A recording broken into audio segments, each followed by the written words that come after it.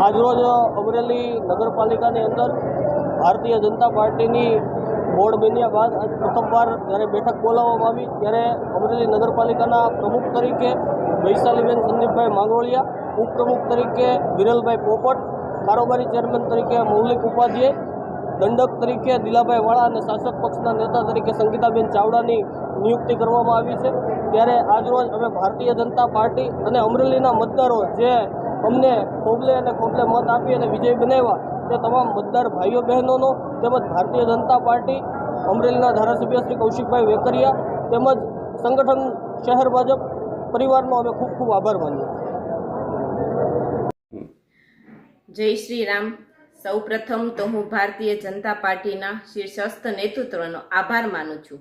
ખાસ કરીને દેશના યશસ્વી વડાપ્રધાન શ્રી નરેન્દ્રભાઈ મોદી, મુખ્યમંત્રી શ્રી ભૂપેન્દ્રભાઈ પટેલ, ગૃહમંત્રી શ્રી અમિતભાઈ શાહ, પ્રદેશ અધ્યક્ષ શ્રી વિશ્વકર્માજી, નાયબ મુખ્યમંત્રી શ્રી હર્ષભાઈ સંઘવી, ઉર્જા મંત્રી તથા આપણા અમરેલીનું ગૌરવ એવા શ્રી કૌશિકભાઈ વેકરિયા, સાંસદ શ્રી ભરતભાઈ સુતરિયા, જિલ્લા ભાજપ પ્રમુખ શ્રી અતુલભાઈ કાનાણી સહિત સંગઠનના હોદ્દેદારો તથા તમામ સાથી સદસ્યોનો આભાર માનું છું કે જેમણે મારા પર વિશ્વાસ મૂકીને મને આ અમરેલી નગરપાલિકાના પ્રમુખ પદના સન્માનનીય જવાબદારી આપી છે। આ પદ મારા માટે એક હોદ્દો નથી, પરંતુ અમરેલીની જનતાની સેવા કરવાનું એક પવિત્ર માધ્યમ છે।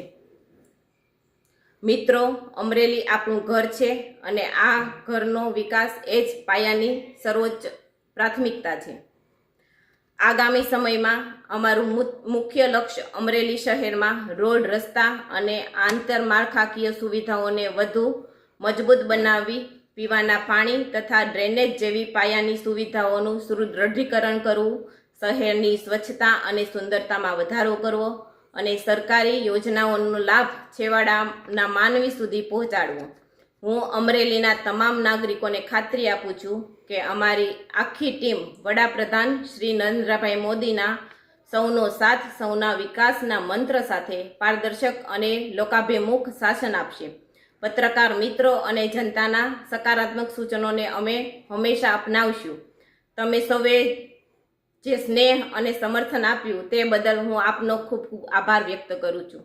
જય શ્રી રામ, વંદે માતરમ, ભારત માતા કી જય।